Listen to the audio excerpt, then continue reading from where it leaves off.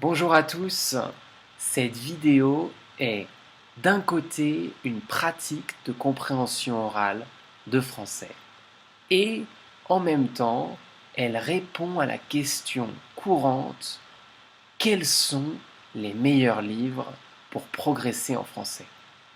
J'ai personnellement lu plusieurs livres pour progresser avec les langues étrangères et je veux partager avec vous mon expérience, mes erreurs et mes recommandations. Bien sûr, la réponse à cette question a une partie subjective. Donc, la première recommandation que je fais est que si pour une raison personnelle, vous avez une forte attraction pour un livre particulier, allez-y, il faut le lire, car vous serez naturellement motivé, concentré pour réaliser cette pratique de lire en français. Ce sera donc plus amusant et votre progrès sera plus significatif. La deuxième recommandation, c'est d'éviter les grands livres de littérature.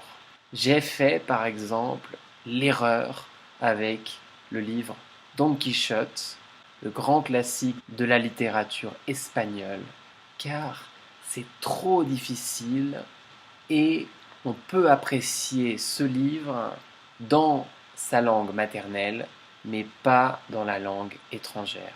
C'est comme étudier l'anglais avec Shakespeare. C'est impossible, c'est une très mauvaise idée. Ou étudier le français avec Voltaire. C'est trop difficile, démotivant, et de toute manière, si vous parlez comme eux dans la rue, vous serez pris pour un fou. Le vocabulaire qu'ils utilisent n'est pas pertinent pour progresser avec la conversation par exemple. Troisième recommandation, pourquoi ne pas relire les livres que vous avez adorés, déjà lus dans votre langue maternelle et que vous pourriez relire avec plaisir? L'avantage, c'est que vous connaissez le contexte, donc vous ne serez pas démotivé par la difficulté de comprendre l'histoire, car vous réussirez facilement à continuer et à vous reconnecter avec l'histoire. C'est excellent. Quatrième option, je recommande les livres de développement personnel.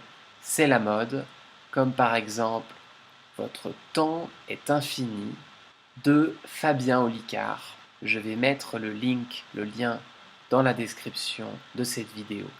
L'avantage, c'est que dans ces livres de développement personnel et de coaching, les auteurs utilisent du vocabulaire direct, relativement simple, car leur objectif est de faire passer un message.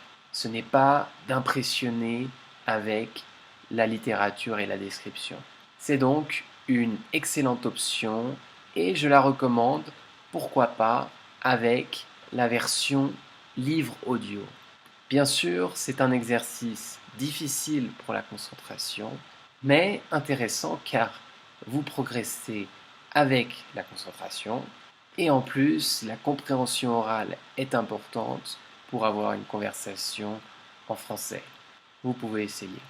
Enfin, la cinquième et dernière recommandation, c'est que j'ai travaillé sur la simplification du livre de littérature que j'adore, qui s'appelle Le Comte de Monte-Cristo, ce très fameux livre en France. J'ai fait le travail de simplifier, adapter ce livre en remplaçant les mots de littérature très complexes par des mots utiles pour la conversation.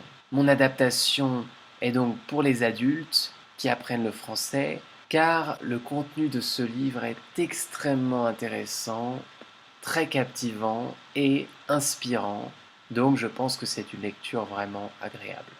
Je mets donc à disposition ce livre sur Amazon et je vais aussi mettre le lien dans la description de la vidéo.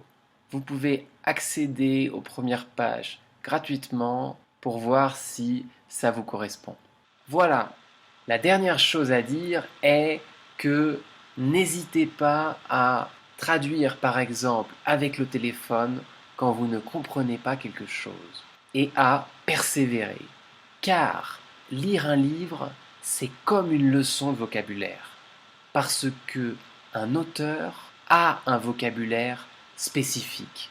Donc, vous allez retrouver les mêmes mots plusieurs fois dans le livre, quelques pages plus loin.